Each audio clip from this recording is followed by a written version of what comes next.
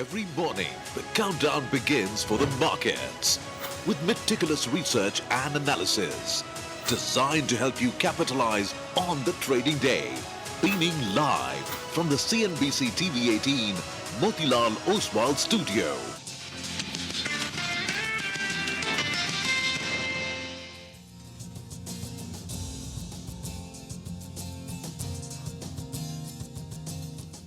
Good morning. You're with us here on a fresh new edition of Bazaar Morning Call. A fresh new week, Monday morning. We are coming to you from the CNBC TV18 Motilal Oswal studios. Markets have been drifting lower. The big question is, are we in the late stages of a correction, or is this the beginning of a sharper fall? And we'll sort of try and put a lot of perspective over the next 2.5 hours around this particular question. I'm Prashant. With me, my colleagues Nigel and Surabhi. Guys, morning. Hi, morning folks. Yeah, I mean, Monday blues or Monday reds, we'll have to figure out because those global cues have not been very supportive. And our market has been, at the downside of the range. In fact, it broke the range when we ended on Friday. So let's see. Well, that's right. 9 to 9:30, you're going to be focused on the screen with regard to what's going on in the markets. And at 3:30 odd, 9 to 3:30, you're going to be focused on markets. 3:30, hopefully our boys can pull out something out of nowhere. We need to pull 3 wickets down. I'm backing my boys. 3:30 to 4:30 is going to be a very, very interesting phase when India takes on England. Only two passions, Nigel. Broadly, cricket and stock markets. I mean, I think that is true. It's really, I think, out there, right? And we will track that starting 3:30. But, well, we've got to get to 3:30, right? So let's just sort of begin with telling you what you need to know as we start another session. So the big story, of course, turned out to be Friday's jobs data, which is the unemployment numbers and the job addition, actually, which came through. And what it has done is the weak jobs report has sort of, in a way, opened the door, is lit a sort of clearer path to rate cuts by the Fed. So far, it was looking very iffy. Economy, etc., was looking very strong. The jobs market was looking good.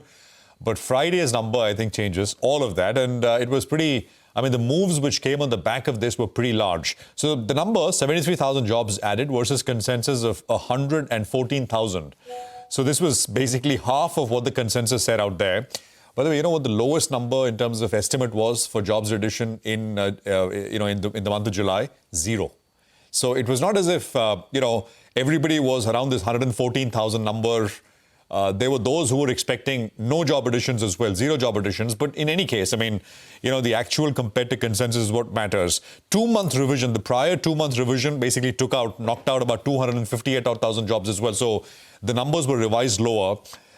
And to boot, you also had the ISM manufacturing numbers which came through, especially the employment component, which looks weak. The number itself sort of was weak. It's at a 9-month low. And it's a pretty closely watched sort of data point. Now, U.S. equities saw the worst day since May. The S&P was down about 1.6%. Nasdaq was down a little bit more. But remember, you had Amazon, which lost about 8-9%. And that, I think, at the margin sort of pressured the market as well. Outsized impact on the Nasdaq, of course. The 2-year, and this, of course, is in response to market pricing of rate cuts. The 2-year fell 27 basis points. That is, it's a very, very large move. The 10-year lost about 10 basis points to about 4.2%. And if you look at the difference between 2 over 10, that steepened substantially, indicating much more in terms of rate cuts.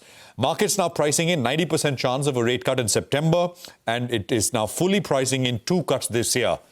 So rate cuts, etc., are back in the table. I'm not going to go into detail. There were specific Fed governors, etc., who said that, it's almost that it's wrong to wait and that the labor market is changing, it's weakening, etc. But market itself is pricing this now. Now, the other bit, of course, was the shock move of President Trump firing the head of U.S. Labor Statistics Agency. And he basically said that the labor market data was politically motivated, it was colored, it was wrong. And really, it sent shock waves and brings into sharp focus once again what President Trump may not do with regards to the Fed chair himself. He tweeted actually later saying that, well, like the labor market, the labor data ahead, maybe Fed chair Powell perhaps should also step away. Oil prices, they were down about 4%, just under $70. Over the weekend, OPEC Plus has agreed to boost oil production by 547,000 barrels per day. It follows a similar increase in August, and it basically just unwinds, the cuts that we've seen since 2023.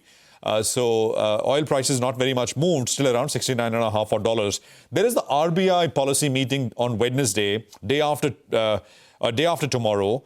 And they are seen holding rates because there was a 50 basis point cut, which was seen as front-loading a lot of what the RBI wanted to do. We'll see. Commentary, etc., will be important in any case. And I think because of these 25% tariffs and the hit to GDP, which is about 0.2 to 0.5%, depending on who you ask, expectations have risen that maybe, the central bank and both on the fisc and monetary side perhaps need to do more. As I began by saying, the question here is, are we at the beginning of something sharp, or are we in the last stages of a decline here in India? And that question, I think, comes from the fact that the market here has been doing nothing for the last 1 year, whereas US markets especially have been doing very, very well. So if US starts, and it looks like it's starting a bit of a dip, a bit of a decline, will we fully participate to the same degree as what the US does? Or have we already sort of paid the price over the last many months of underperformance and some decline recently as well? The other bit is seasonality. That is, both August and September are not great months. You look at data for the last 10, 15 years, both these months generally on an average for what it's worth turn out to be slightly lower months, more often than not. Just the levels, Nifty broke the low of 24,598 on Friday. The next zone of support for the index stands at 24,300 levels. Nifty Bank almost back to previous lows of 55,547. And here the next supports are the June 13th low, which is 55,149, and then 54,956. GIF Nifty will give you a quick sense of how we're likely to start, and then we will pick it up from there. 68, 70 odd points higher this morning. Surabhi. I was just thinking, Prashant, listening to you, it reminded me that Trump is quoting a lot of controversy with the ladies, right, over the weekend. Because it was the head of the Statistics Bureau, Erica, who was fired, and that created a furor. But then in the last, I think, 12 hours, it's been about the White House press secretary, right? Miss Levitt, and the kind of comments that he's made, and they've not gone down well with a large section of the crowd out there. So anyway, controversy is never far away from the US president. Let's talk about markets now. So across Asia, there's a mixed reaction coming in. Some of the markets like Japan, for instance, are still falling quite a bit. And Japanese markets were down even last week as the trade realities, the fact that these are higher tariffs, they're here, and they start getting collected from the 7th of August.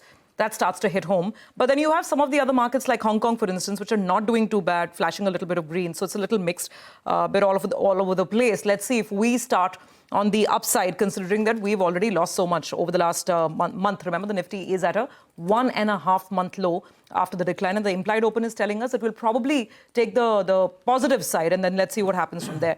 Talking about, of course, those cues.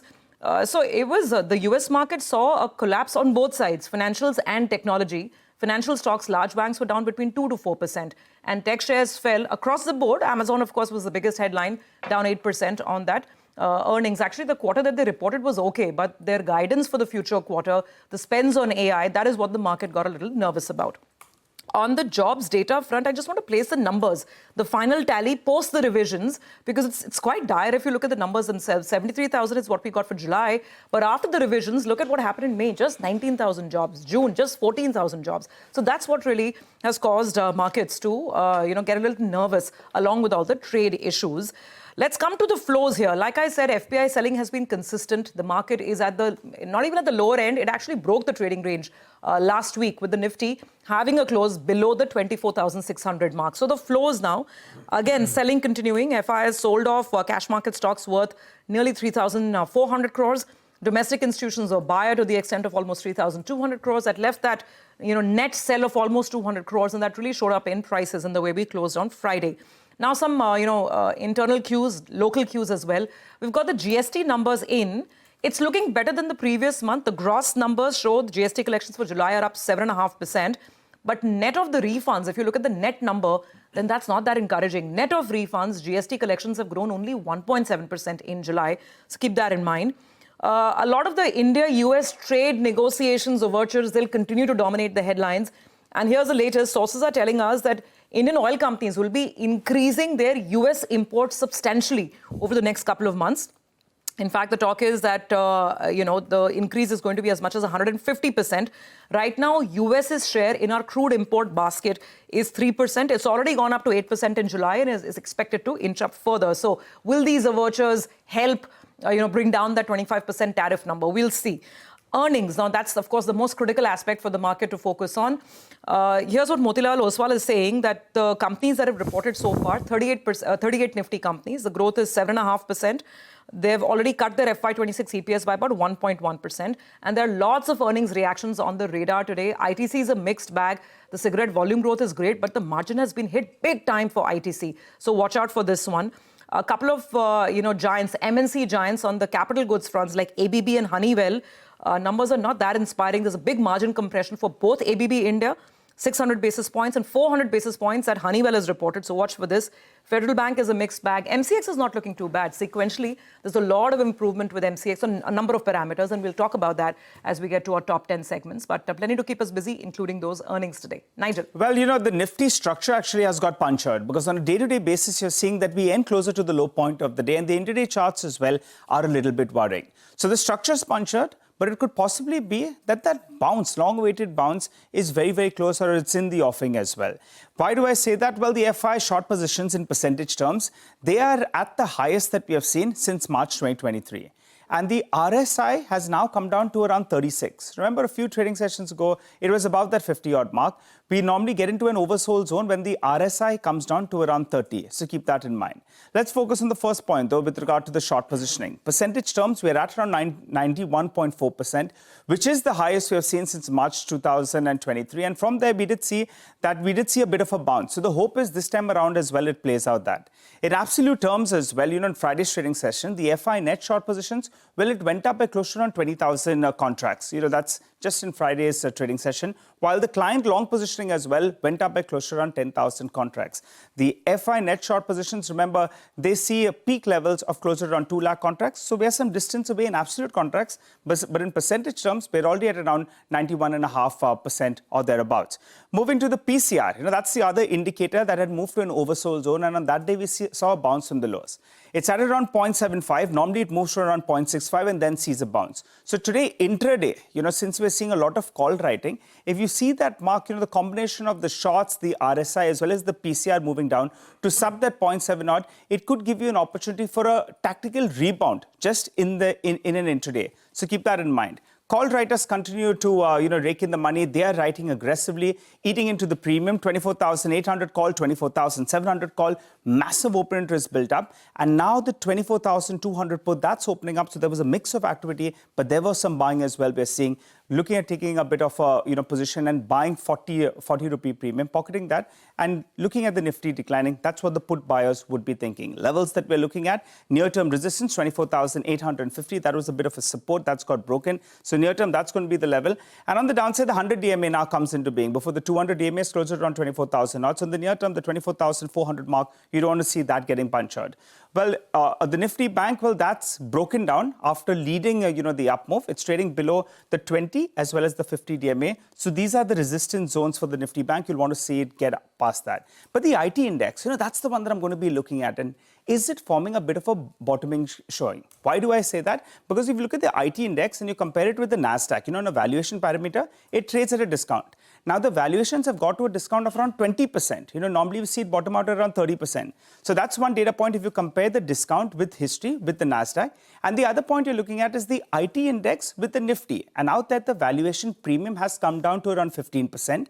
Normally, it bottoms out at around 14%. That's what an HDFC Securities note did say. So both these two data points drop that question, is tech bottoming out? Finally, the stock that I'm going to be looking at is PNB Housing Finance. You had that big resignation that came in on Friday. The stock got knocked down. Some part of the street believes the reaction was excessive on the downside. They put in a temporary management as well in there. It moves into the F&O ban. That's a stock we'll be looking at as well. Oh, absolutely. It was a slam dunk on PNB Housing. So we'll see how it copes up from there. Well, let's get started with the equity call of the morning then. We have Chetan Sheth of Nomura saying that no taco on tariffs and weak US non-farm payrolls data amid stretched positioning and valuations imply near-term risk of unwinding and profit-taking in stocks. He says with tariff rates all set, all focus will now be on how these affect the global economy and earnings picture in the second half of 2025. Okay, well, Sanjeev Prasad of Kotak Institutional Equities says that the first quarter of FY26 earnings season shows continued weakness in consumption, muted IT services demand, and weak loan growth for banks. He says aggregate earnings were broadly in line with their estimates and consensus expectations. However, a muted outlook across sectors resulted in further cuts in consensus earnings expectations.